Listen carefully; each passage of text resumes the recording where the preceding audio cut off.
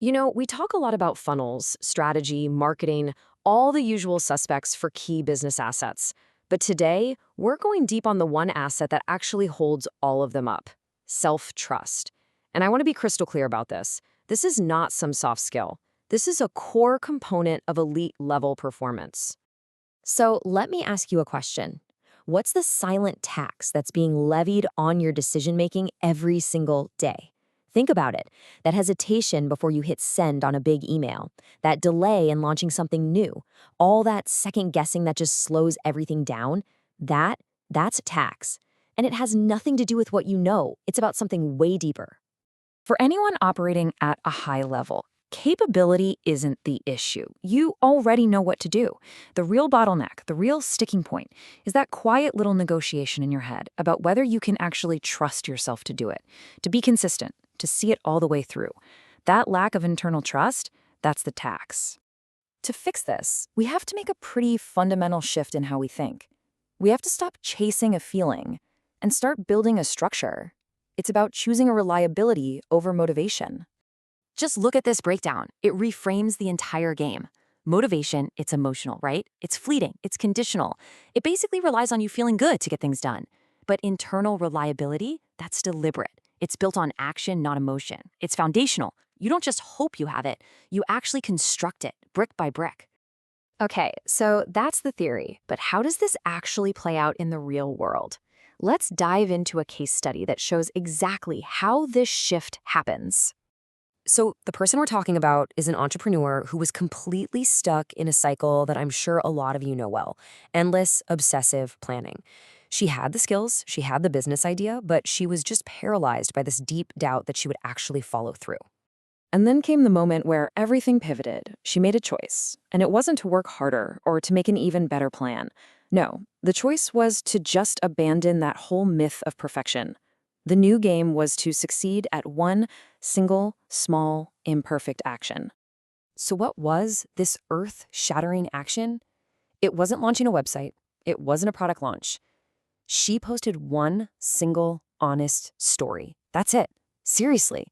No huge promise, no crazy pressure, just a simple action taken to completion.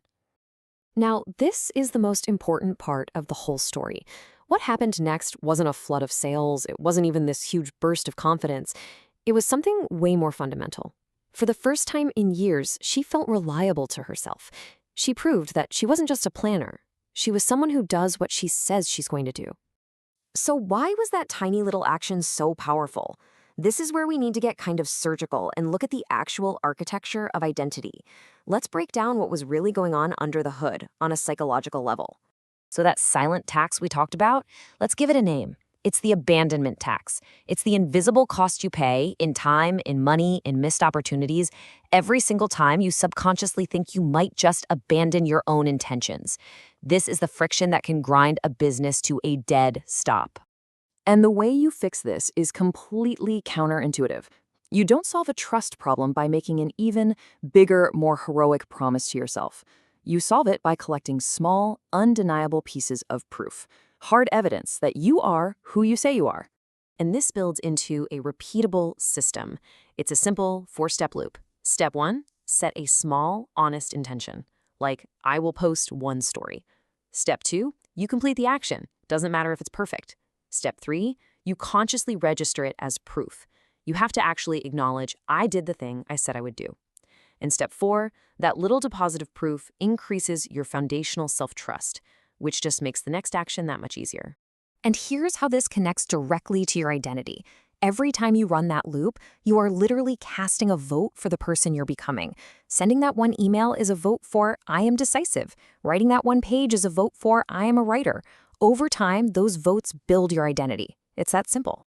And what does this look like when it's fully baked into who you are? Well, it can look something like this. A number like $20,000 a month isn't just about having a great strategy. It's the financial expression of an identity. It's what happens when you operate as someone with unshakable internal reliability, someone who acts fast and decisively, because that abandonment tax has been totally wiped out. So this brings it all back to you, right here, right now. The theory is solid, the case study makes sense. The only thing that matters now is putting it into practice. You have to remember this core idea. This is not about some massive, life-altering change you're going to make tomorrow. It is all about one small, honest decision you can make today. So, what's your first action?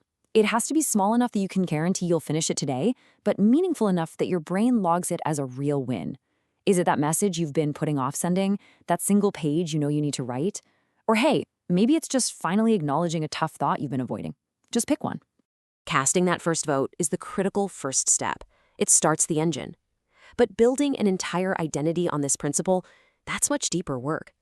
For those of you who are serious about completely eliminating that abandonment tax and making this kind of foundational self-trust your default operating system, well, the logical next step is a program like 365 Freedom, which is built specifically for that kind of identity level work.